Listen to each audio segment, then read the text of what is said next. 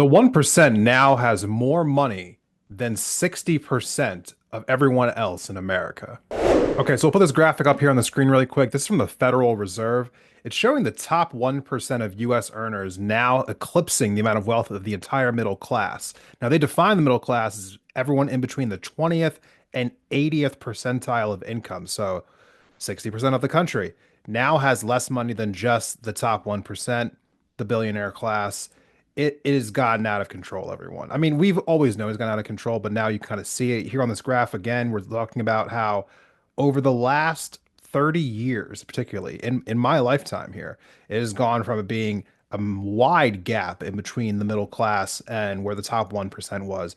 And that gap just kept shrinking and shrinking and shrinking. And you can see right after the start of the pandemic, it intersected and now it is completely overtaken it. So, we talk about the billionaire class a lot on Independent Thought, whether that's here on YouTube or on Instagram or on Substack, wherever you are following my work and what we talk about. They are impacting every corner of society in some way, shape, or form. We talk about like how money's in politics, first of all. You have lobbyists roaming the halls of Congress, roaming the White House, even, where they're able to influence policy on their behalf, how things continuously always seem to get better for them and for everyone else, just not so much. We're even seeing it most recently in this last week, the new budget bill that just went through. The first thing that Trump wanted to do in this new administration is make sure that his tax cuts became permanent, trying to find a way to make sure that the people on the planet who have the most money and will never be able to use their money in their lifetime, in their children's lifetime, in their children's children's lifetime, those people need more money. That was the priority. It's unbelievable to me. Meanwhile, everyone else who is struggling every day to make sure that they are going to survive, those people have to get squeezed and squeezed and squeezed and squeezed. And we're seeing it everywhere, right? I mean, think about where you see the billionaire influence at. You're seeing it in the housing market, as we're now seeing private equity take over single family homes and corporate landlords raising up everyone's rents around the country. You're seeing it in food, as we talk about inflation, actually corporate price gouging, continuously having food prices go up and up and up. Meanwhile, these food corporations are taking in record profits. It's meaning that they didn't need to raise the prices. They could, so they did. They're making more money now. In medicine, as we are seeing people get charged crazy amount of money for pharmaceuticals, people are literally dying trying to get the medicine they need on a daily, weekly, monthly basis. In tech, we are seeing it all over the place, how these tech billionaires continuously get more and more and more wealthy. In media, as I mean, like just go down the list, right? Every single industry is completely captured by this one group of people. And they are just concentrating all of the wealth around them, all of the resources around them. And what are they leaving for the rest of us?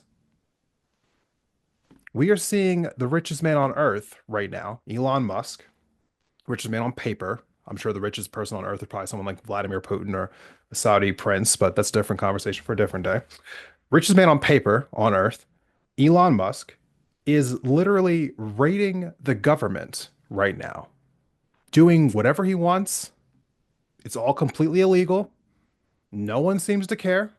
No one's speaking up about it on his side, by the way. Some Democrats are, some. It should be the biggest scandal on earth that the richest man on the planet gets to go into the Social Security Agency and just take whatever information he wants, cut programs wherever he sees fit, fire people wherever he sees fit. That should not be allowed. He's not even an American citizen, by the way. I mean, like, okay. The answer here is a simple one. At the same time, it's a difficult one. The answer here is that money entrenched in our politics has gotten us to this place. And the way out of that is to get money out of politics. It's a simple answer, but it's a complicated problem because how exactly do you do it? How do you get money out of politics? You could say something, well, it's as simple as repealing Citizens United, but then does that really stop money from getting to politicians, or does it make it just a little bit more tricky? It's a complicated thing. I do believe it's a complicated problem, but the way to attack it has to be viewed through one lens. It's not so much as demanding that politicians stop taking corporate money. I just don't see how they'll actually respond to that. They're just going to do it anyway.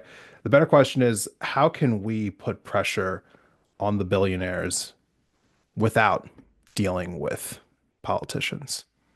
Maybe focusing on them has been the problem all along. Maybe more boycotts. Maybe finding ways of canceling subscriptions, not shopping in certain places. I just think there has to be a more concerted effort to hit these people in their pockets because they have way too much power in this country. And while that continues and escalates, I don't know how it's going to get better. And it absolutely needs to because a lot of people are suffering right now. Thank you for watching this video of independent thought. If you liked the conversation, please go ahead and give the video itself a like and be sure to subscribe for future episodes on the channel.